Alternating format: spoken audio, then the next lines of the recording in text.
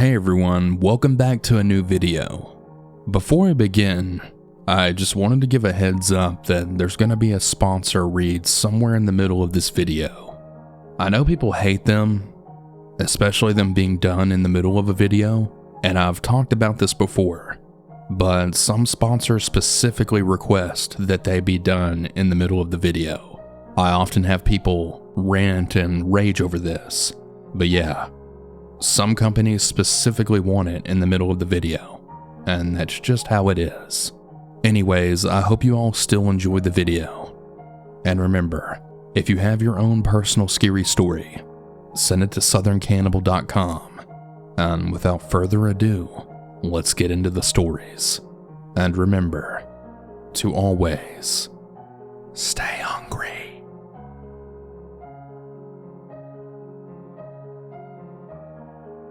I was 17 when this story happened. I'm 19 now. At the time, I was living in a tiny home that was in need of a lot of repairs. I lived with my now ex-husband. To better tell the story, I need to explain how the house was laid out. The front door opened into our bedroom, and the only other door out of our room led into the living room. The living room had two doors, one to the bathroom and one into the dining room, meaning you could see the dining room window from the living room. Connected to the dining room was the other bedroom of the house and the kitchen, and the back door of the house was in the kitchen. My cousin was storing an RV in our backyard throughout the summer. When he came to collect his RV, he asked us why there was food wrappers inside of it. We explained that we had no idea, but maybe since the door of the RV didn't lock, maybe a homeless person had been sleeping in it. We mentioned that we had been seeing a flash of light in the woods, but we thought it was just a teenager taking a shortcut. Over the next few months, until October, I began to think I was going crazy. My ex, who we'll call Matthew, blamed it on me being pregnant, but I could have sworn that we had food and soap going missing. We always locked both of our doors, and our dresser actually blocked our front door, and I had stopped leaving our spare key outside. We had extra dishes in the sink, and our water bill was constantly getting higher than it should have been. And on days when we hadn't been home, our shower would be used and everything inside of it moved.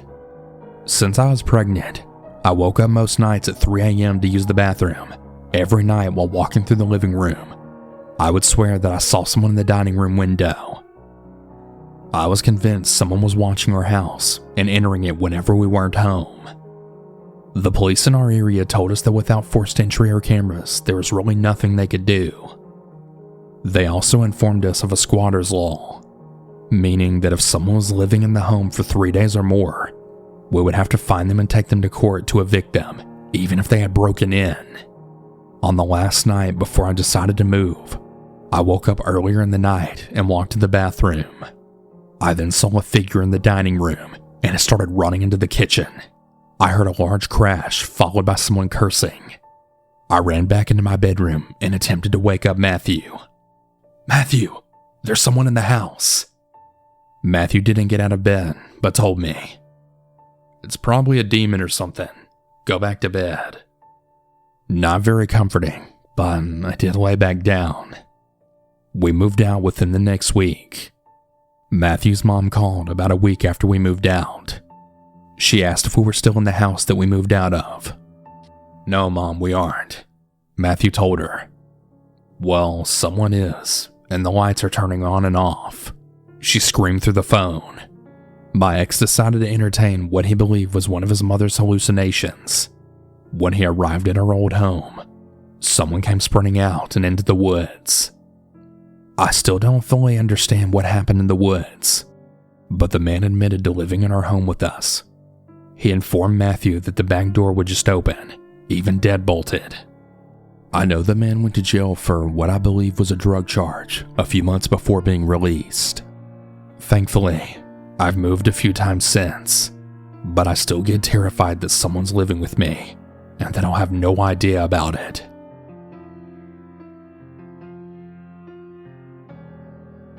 When I was 16, I really loved staying home alone.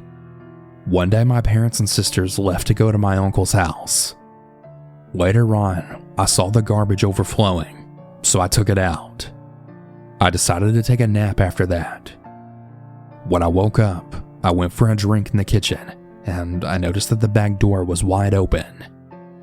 I realized that I must have left the door open, so I closed it. All of a sudden, I hear 2 pairs of footsteps rushing towards me. I was tackled to the ground by 2 grown men who looked to be in their 40s. I was then bombarded with punches and kicks.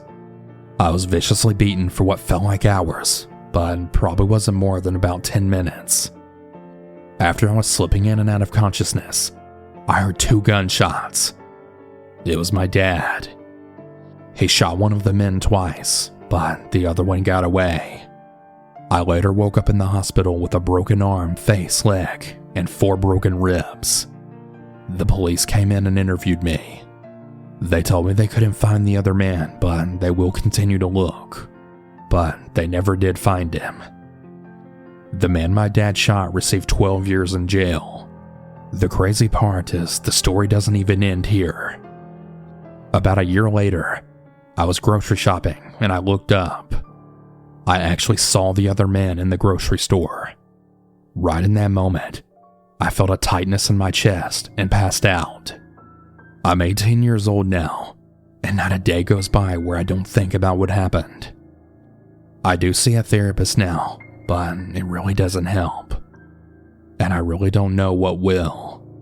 Please be safe out there.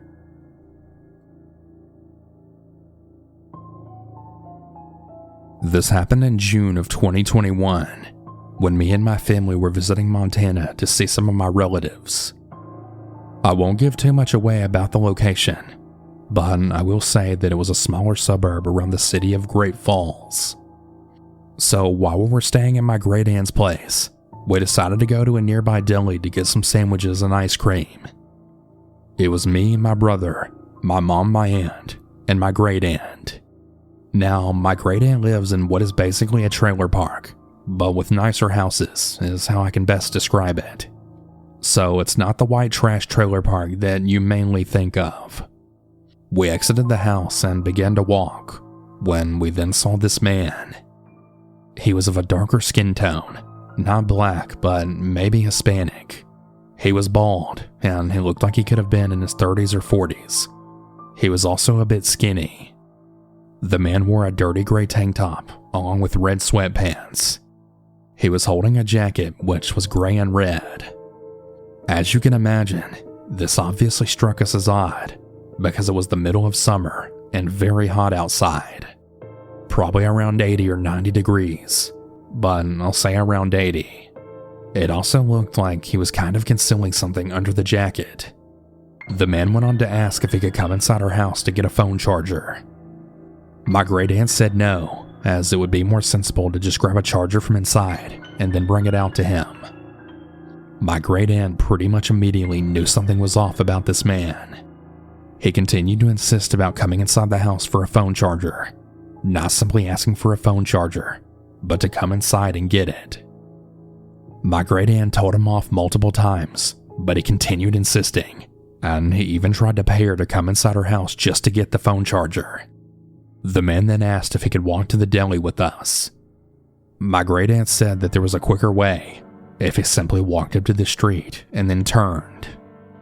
This was obviously a lie, but the man believed it, and he then walked off just in the way my great aunt had pointed to. We then walked to the deli and got out for food and ice cream, and we then returned. After we made it back inside, my aunt saw the same man up the road again, simply just strolling around, possibly looking for potential victims. Thankfully, we never did see him again after that. To be honest, the man could have been a meth head, wanting more cash to buy more meth, but I really don't know. It is plausible though, because Montana has a really big meth problem. I'm not really sure if this man actually had ill intent, but it could be likely, as he was likely concealing something under his jacket. And it's honestly really creepy how he continuously pressured my great aunt to come inside her house. Mind you, she had never even seen this guy in her whole life. I'm just glad my great aunt didn't let the man inside, and she probably most likely saved us from a home invasion. Maybe even worse.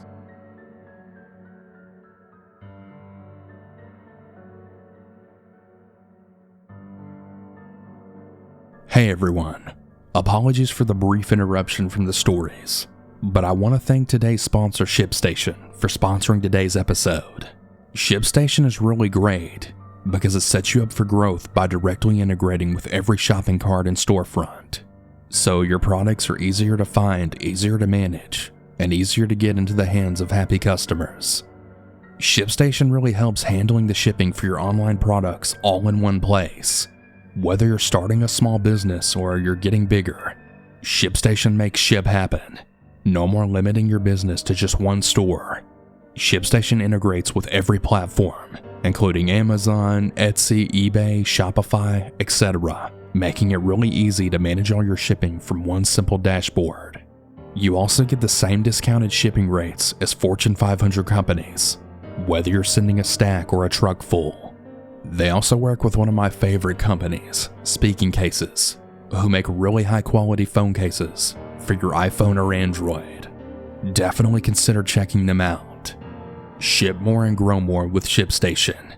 Go to ShipStation.com today and sign up with promo code Cannibal for a free 60-day trial. Start today and get set up before the biggest shipping season of the year. That's 2 months free. Visit ShipStation.com. Click the microphone at the top and type in code Cannibal.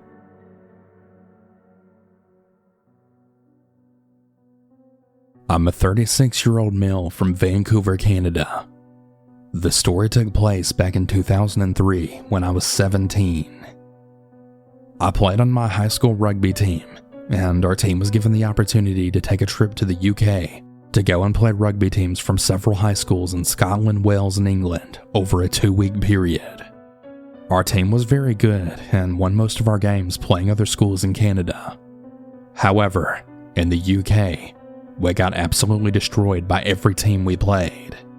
However, it was still a great time overall, and lifelong bonds were formed between most of our teammates. On our first stop in Edinburgh, Scotland, we stayed in a hotel.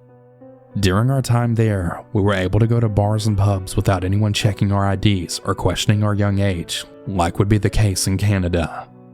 We were able to order beers and other alcoholic drinks in public settings for the first time in our lives, and we had an absolute blast. We were also able to go to the strip clubs for the first time, which we did, and also had a great time. For our next several stops on the tour, we put up billets and stayed in the homes of other teenage rugby players from the schools we were competing against, who were willing to have us stay with them for a couple of nights. Lifelong friendships with these strangers were also formed. And while we were able to drink and have house parties, or maybe a visit to a neighborhood pub, things were not as out of control as when we stayed in the hotel in Scotland. For our last and final stop on the tour, we were once again going to be staying in a hotel in London, England. And to say that we were all excited at the prospect of going to bars and strip clubs again was an understatement. On our first day in London, our coaches, who had been holding all of our disposable cash and giving us allowances out of it over the trip so we didn't spend it all, gave all of us everything we had remaining in our accounts. I had about 250 English pounds in cash given to me, which was equivalent to about $600 Canadian at the time. This was supposed to be plenty to last me the final 3 days in London, and it should have been more than enough. All of our matches had been played by this point, so the final couple of days was going to be all sightseeing. During the time on our first day there, our team toured the city, went to the Tower of London, saw Big Ben, and saw the statue soldiers at the palace. All the typical London tourist attractions, and it was a really great time. During the day, we toured a part of London called Piccadilly Circus, which I guess is one of the nightlife hotspots. While we were in there in the day, we saw plenty of bars and strip clubs, and we agreed as a team then we would take the tube system back there later that night after dinner, as it was only a few tube stops away from the hotel we were at. One of my teammates, I'll call him Brandon, and I wanted fish and chips for dinner in London, and most of our team wanted to go somewhere else to eat. I can't remember the exact details, but I remember that we had all agreed to do our own dinners and then meet back at our hotel lobby at around 7 p.m. and then go together as a team to Piccadilly Circus. Brandon and I went for fish and chips, but ended up not getting back to the hotel until around 7:45 p.m. And of course, our teammates weren't there and hadn't waited for us. This was just before cell phones became big, and none of us had one, and we had no way of contacting anyone. So we assumed the team had probably already headed to Piccadilly Circus, so we decided to just go there on our own and try and find them. We hopped on the tube, and off we went. We went to Piccadilly Circus and began bar hopping, looking for our teammates, but also stopping to have a drink in each bar we checked, and still having a great time with it just being the two of us. After finishing at one, we were walking down the street and saw a glowing sign that said XXX, Girls Girls, and it was blinking, and we then said to ourselves, yeah, I bet that's where our team is. We thought it was a strip club, so we decided to go in. The entrance was very shady. We had to walk through a black iron spiked fence, and then the entrance was a dingy door that immediately led downstairs to an area we couldn't see. But we went anyways. When we got to the bottom of the stairs, we could immediately see then it was not a strip club.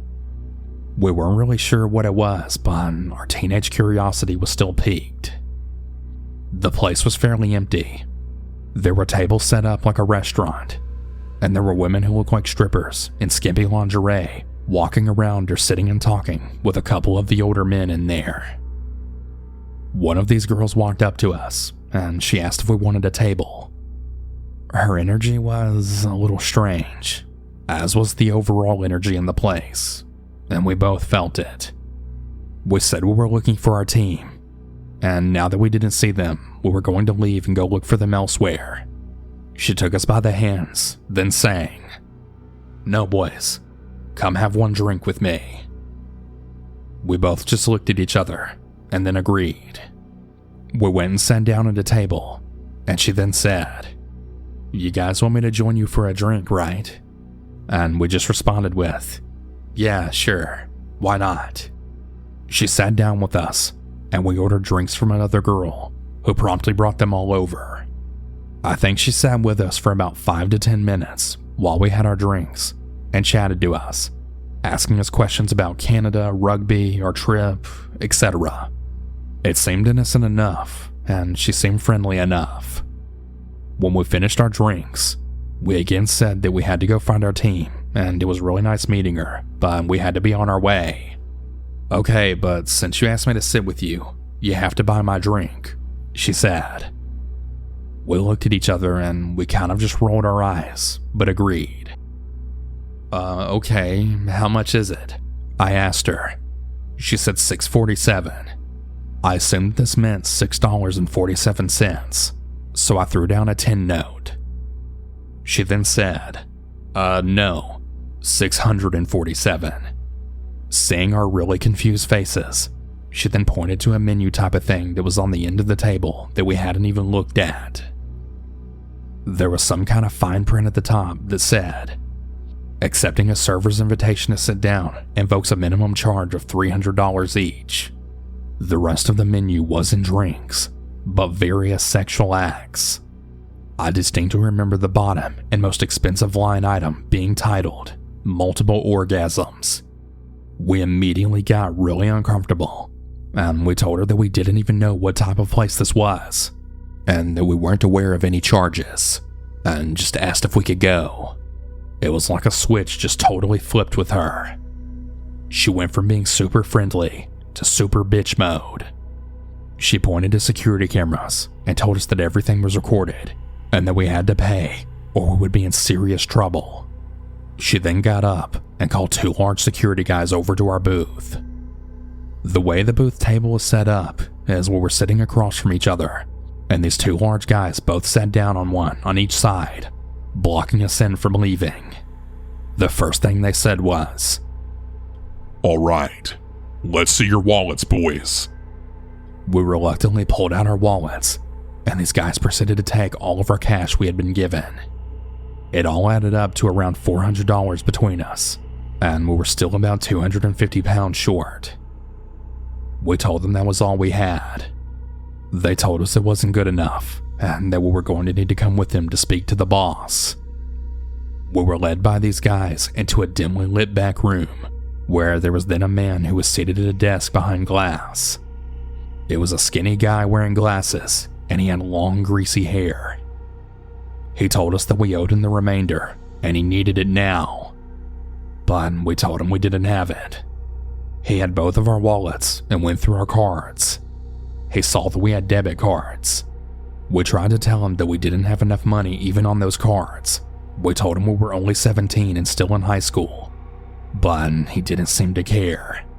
He took our student IDs and he told us that there was an ATM about a block away and that we needed to go take out the remainder of our money and that he would be sending along one of his goons to escort us and show us where the ATM was. He passed us a couple of contracts of some kind that said something along the lines of, "I acknowledge that I owe this establishment however much money, etc." Knowing what I know now, these contracts would never hold up in any court of law, given our age, etc. But at the time, we were terrified. I remember that we both illegally signed our names, as we felt we had no other choice.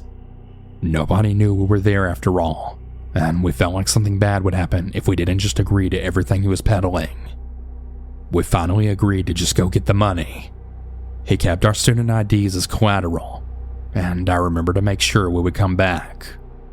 I remember as we started walking up the stairs, which one of the big guys was directly behind us. My friend and I looked at each other, and we both silently knew just exactly what we were going to do without even needing to say it. As soon as we were past the spiked iron fence, we both started running full sprint down the street. The big guy initially chased us, but gave up pretty quick after about a block. My friend and I were in peak athletic shape, and we outran him pretty easily. We took the tube back to our hotel, dejected and angry at what had just happened. We later found our team at a pub right near our hotel, where they had been the whole time. We told them what happened, and some of them wanted all of us to go back together to get our money back, or even burn the place down. We told them we didn't want to go back though. They were all good guys and paid for our drinks that night, and we all got drunk. We all stayed out well past our curfew that our coaches had given us. And when we all arrived staggering drunk back to our hotel, our coaches were waiting outside for us, annoyed but glad we were safe. Of course, one of our drunk teammates then yelled, "Craig and Brandon got robbed by hookers," and our coaches were like, what happened?" And they made us tell them the whole story. As you can imagine, they were obviously not happy with us that we had gone off somewhere like that by ourselves, as well as lost all our money, and that they would now need to pay us for the last couple of days. The next morning, I remember we toured a castle, and everyone was super hungover. Our head coach interrupted our tour, and then said, "Craig and Brandon, come with me." Our coach then led us to some kind of main square of the castle, away from everyone else. He began his lecture to us by saying, "So, back in the Middle Ages, this courtyard was used to behead people. I thought it would be a fitting place for our talk." Which, looking back, was a great line. He basically told us that he was really glad we were safe, but what we had done was incredibly stupid, and we could have really gotten hurt. He told us we were going to be suspended for a couple of days when we got back to Canada, and so for the last couple of days, we were both dejected. Then on our plane ride home, just about an hour before we were going to land back in Canada, he came up to us and told us that he had changed his mind about us getting suspended, and that instead, we just needed to write an apology letter to him. Looking back, I really think he just wanted to keep the whole thing quiet, as the story coming out would really reflect poorly on him and the other coaches, and I honestly can't say I blame him. I would really hate for this to ruin his career over the stupid mistakes me and my friend made. But yeah, that's the end of my story. Please everyone, I know you hear this all the time, but be safe out there.